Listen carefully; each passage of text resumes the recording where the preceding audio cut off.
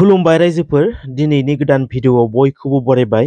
दासिमनि माखासे गोनां खौरांफोर लानानै फैदों। नोंथांमोना भिडिअखौ जोबजासिम नायलांदो आरो चेनेलाव गोदानै फैदोंब्ला अननानै साबस्क्राइब खालामनानै बेल आइकनखौबो अलआव होनानै लादो आरो भिडिअखौ लाइक मोनसे होदो आरो हायोब्ला लोगोफोरनोबो शेयार खालामनानै होदो। अब्ला दिनैनि सेथि आपडेट होनो आखायाव लादों नोंथांमोननो लागै। थांनाय डिसेम्बर 29 खालाराव आल्फा प्रडक्ट्सआ भारत सरकारजों सान्थि सुक्ति खालामनाय जाबाय। बे आल्फानि सुक्तिखौ गनायना लानो हाया बुंदों बारग' एमपि सानसुमा खुंगुर बैसुमतारी। मख'नो गोनांदि माखासे गोनांथार बाथ्राफोरखौ बुंदों बिथाङा। आल्फानि गोरोबथायाव आसामखौ बोखावनो मोनला। बे आल्फानि गोरोबथाया बड'लेण्ड स्टेट रायजो दाबिनायाव थाला लागायनाय जाबाय आरो बे आल्फानि सुक्तिया रावजोंबो सावरायनाय गैया। बर'फोरनि आफाद ट्राइबेल आफादफोरजों सावरायालाबानो भारत सरकारजों सुक्ति खालामनायखौ जों गनाया होनना बुंदों बिथाङा। आरो बे गोरोबथायाव मोनथाम डेन्जारास क्लज सोदों। नाम्बार 1, आसाम स्टेटनिफ्राय गोदानै आलादा स्टेट बोखावनो मोनला।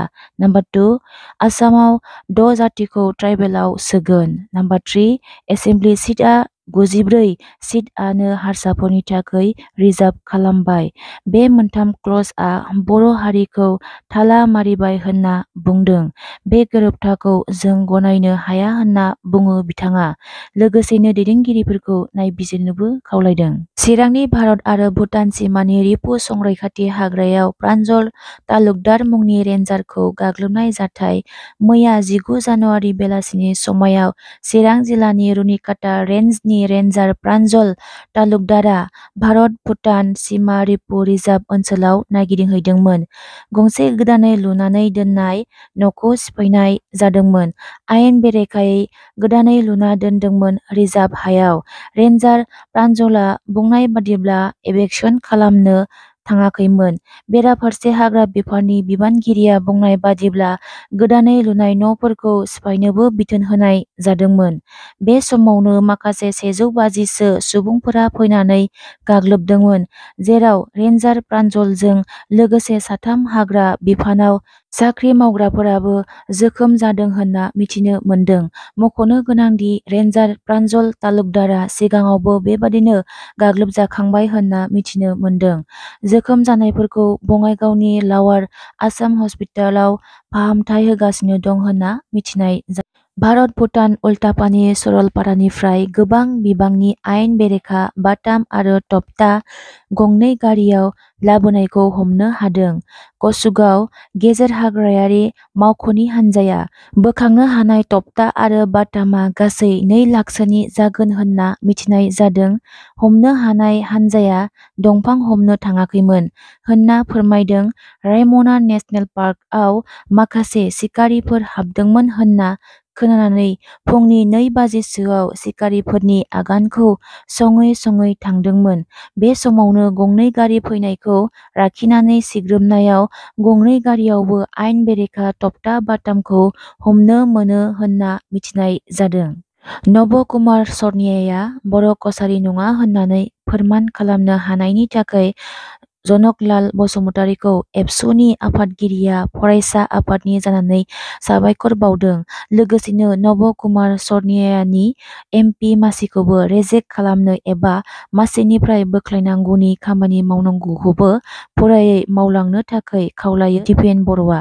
उन्दै बैसोनि हिनजावसाखौ जिनाहारि खालामनायाव सोमोन्दो थानाय कसुगावनि बसगाव गामिनि दैमालु मुसाहारिखौ केस आन्डार सेक्सन 6 अफ पक्स'क एक्ट फोसावबाय। 20 बोसोर जेलाव थानांसिगोन आरो 20,000 रां जुरिमानाबो होनांसिगोन। मख'नो गोनांदि थांनाय 2020 मायथाइनि जानुवारि दाननि 2 अक्ट'आवनो कसुगाव थानायाव एफआइआरखौ होनाय जादोंमोन होनना मिथिनाय जादों। बर'नि बाथौ धोरोमा दिनैसिम मानो बाथौइज्म लिरनो गनायथि मोनाखै बिनि सायाव गुवारै फोरमायना होदों रायजो सभानि स्पिकार बिस्वजित दैमारिया। नैबे जथुम्मानि गेजेरजों बाथौइज्म लिरनो मोननायनि आसा खालामनाय जादों। जथुम्माजोंथ' बाथौइज्मखौ लिरनो मोना। बाथौइज्मआ जाहैबाय जोंनि बाथौ धोरोमखौ सिबिनायनि बायदिसिना नेमखान्थि आरो बे इज्मखौ जोङो जुदि दिनै लिरनो मोननांगौब्ला अब्ला गुबुन धोरोमफोरबायदि जोंनो गनायथि मोननांगोन सरकारनिफ्राय RGIनिफ्राय दिनैसिम जों बे गनायथिखौ मोननो हायाखै गनायथि मोननो हायैनि गुबैयावनो दं जोंनि बर'नि बेलायाव जोङो दिनै धोरोमनि बाथ्राल' नङा गुबुन गुबुन रायजो जानायनि बाथ्राफोर जोंनि समाजखान्थिनि बाथ्राफोर बेफोरखौबो जोङो मोजाङै लिरबोआखै जोंनि जारिमिनफोरखौ जोङो लिरबोआखै ओंखायनो दिनै सरकारनि बिथिङाव जेब्ला जों माबा मोनसे मावनो थाङो अब्ला जोंनो बिनि सायाव लिटारेचार नांगौ थुनलाइ नांगौ बाथौ धोरोमनि सायाव जोंहा बेबायदि थोजासे लिटारेचार गैया खेंफोरथि गोनां बिजाबफोर गैया जायजों जों सरकारखौ माने दान्दिसेयैनो माने कनभिन्स खालामनो हायो दिनै जोंनि धोरोमखौ दासो लासै लासै गोबाङानो मोनथिदों गोबाङानो फैदों गोबाङानो नायफैदों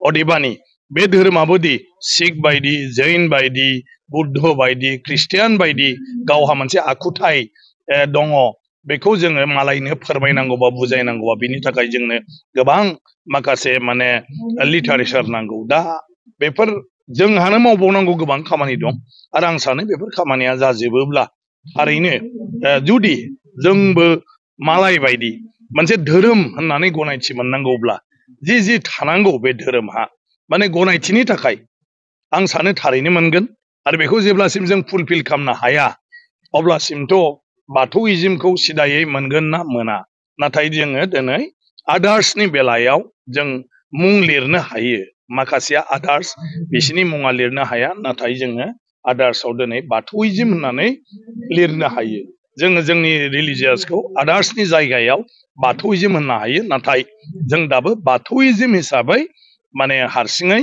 गनायथिखौ मोननो हायाखै आरो गनायथि मोननो हायाबा जों लिरनो हाया दा गाबोन नखर मन्थ्रि बिथां फैगोन नखर मन्थ्रिनि सिङावनो थायो आं सानो गाबोन बिथां फैनायनि उनाव बर'नि बाथौ धोरोमा माने संबिजिदारि मोनथाय माने मा होनो मोनसे गनायथिखौ मोननायनि बेलायाव आं सानो गोबां मदद जागोन जुदि जोंनि मानव गेदेर नखर मन्थ्रिया बे बाथ्राखौ लानानै जुदि हजोंहाय गावनि अफिसार्सफोरजों सावरायहैयो अब्ला आं सानो जोंनि खामानिया आवगायगोन बेथ' मानसिसो धोरोमाथ' बेनो बे नों जेरावखि थाया आफा बोराइ बाथौ आरो जोंनि गासिबो माने सान्थौआनो एखे नाथाय मानसिखौथ' जोङो खौसे खालामनो हानांगौना गोब्राब बे जाहैबाय साफा साफा व्यक्तिनि गावबा गावनि सानस्रि सान्थौजों खावलायनोल' हायो जे धोरोमखौ लानानै जोंनि गेजेराव गुबुन गुबुन जालायलायनो नाङा ओमफ्राय सिबिनायनि बेलायाव सोर माब्रै मा सिबिलायबाय थायो बे आलादा बाथ्रा नाथाय धोरोमनि जिथु सान्थौ बेखौ लानानै इन प्रिन्सिपल जोंनि इसोरा जों जायखौ बुङो बे जाबाय बोराइ बाथौखौ जों मायाव सिबियो सिजौ दंफां गायनानै जाय सिजौआ सिरिबा माखासे सिरिब्रैबो सिजौ दं नाथाय जोंनि सिजौआ सिरिबा जानांगौ बेवहाय जों बेरा दुमनांगौ बेराया बान्दोबा जानांगौ बेवहाय 18टा खुन्था थानांगौ जोंनि 18 गुरु नाथाय बेबो जरा जानांगौ खारन गुरुनि माने मा होनो आइजोफोरखौबो जोङो मान होनांगौ गतिके बेवहाय माखासे खान्थि दं नङा होमबा बेखौ जों माइनखौ दाउथु बिखा हेबनांगौ बाथौनि दरखङाव बेवहायथ' खुनु फाराग गैया बयनिबो माने गेजेराव नङा होमबा जों आफा बोराइ बाथौखौ सिबिनायनि बेलायाव बिनि उनाव बर'नि आसारा मोनबा बेवहाय रावहाबो फाराग गैया बे आसारखौ लानानैनो गासिबो सोलायो गतिके धोरोमनि जिथु बुंफोरथि खेंफोरथि बेखौ लानानै जों फालिनाय आरो बे फालिनायखौ लानानै जों जेफोर लायो बे गासिबो एखे बेखौ लानानै जोंनि गेजेराव बाथौ धोरोमखौ लानानै डिफारेन्स जानो नाङा नाथाय बे धोरोम सिबियारिया माब्ला मानि थाखाय मा बियो माने आरज गाबो बिनि बाथ्रा नङा होमबा दा एग्जाम फैगौ दा बियो माबायदि माने फुजा खालामो बियो मा होनो लोखि फुजा फैयाब्लाबो माइनाव फुजा फैयाब्लाबो कार्तिक गासा फैयाब्लाबो मा फैयाब्लाबोथ' एक्सट्रा फुजा होनांगोन ना होनाङा बियो गतिके गावनि सिस्टेमजों हयथ' फरायग्रा टेबोलावबो होनो हागौ हाबा दस्रा थानसालियावबो हैनो हागौ गामिनि थानसालियावबो हैनो हागौ न'नि बाथौआवबो होनो हागौ बेनि बाथ्रा बायदिसिना समाव सोर माब्ला माबायदियै इसोरखौ रायख'यो मा राहाजों बेवहाय लारु होयो ना ओंखाम होयो ना गय फाथै होयो ना माने मिस्टि होयो मा होयो बेथ' फुजा होग्रानि सायाव थाहैबाय